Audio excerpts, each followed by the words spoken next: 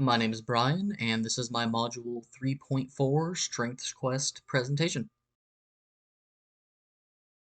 Howard Gardner is a renowned cognitive psychologist and former Harvard professor known for his theory of multiple intelligences, which he introduced in his 1983 book, Frames of Mind.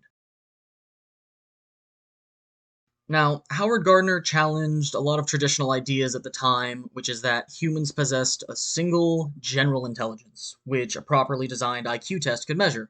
He instead proposes that there are multiple distinct forms of intelligence.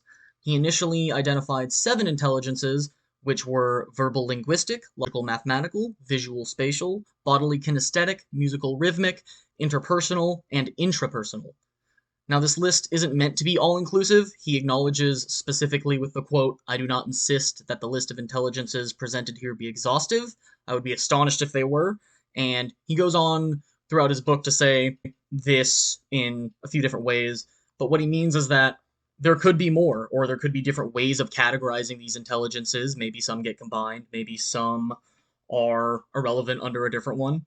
But it could be changed and adapted. He even added 2 more in 1999 in his book Intelligence Reframed, which include naturalistic and existential intelligence. Gardner's theory is one of the first to recognize that people can have significant strengths and weaknesses within different subcategories of intelligence. Many individuals are capable of excelling in some areas while still struggling in others. Some individuals may excel in linguistic or mathematical abilities, for example, while still struggling in areas that require musical or visual spatial intelligence.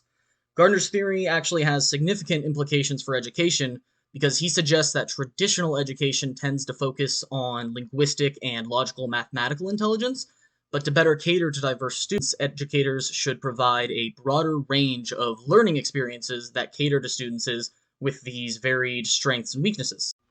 Miss LeBron, in this case, actually seems to be doing a pretty good job incorporating Gardner's theory.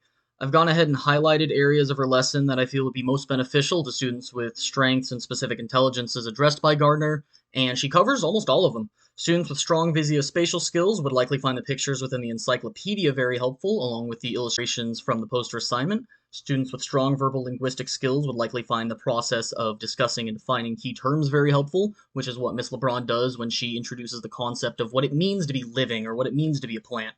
Students with bodily kinesthetic skills will have likely appreciated the activity of being able to show their understanding non-verbally, which occurs with the thumbs up and thumbs down activity.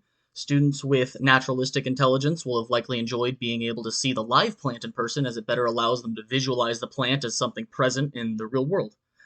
Students with logical mathematical skills will likely have appreciated Miss LeBron breaking down the functions of the plant and describing how it works, as that will allow them to better understand the plant from their more systematic perspective. And students with good interpersonal skills will have likely found a lot of value in the open discussions around the subject, as well as in being able to share their answers with their peers upon receiving the homework back. Now, existential intelligence is often not mentioned in the context of education, which makes sense when dealing with younger children.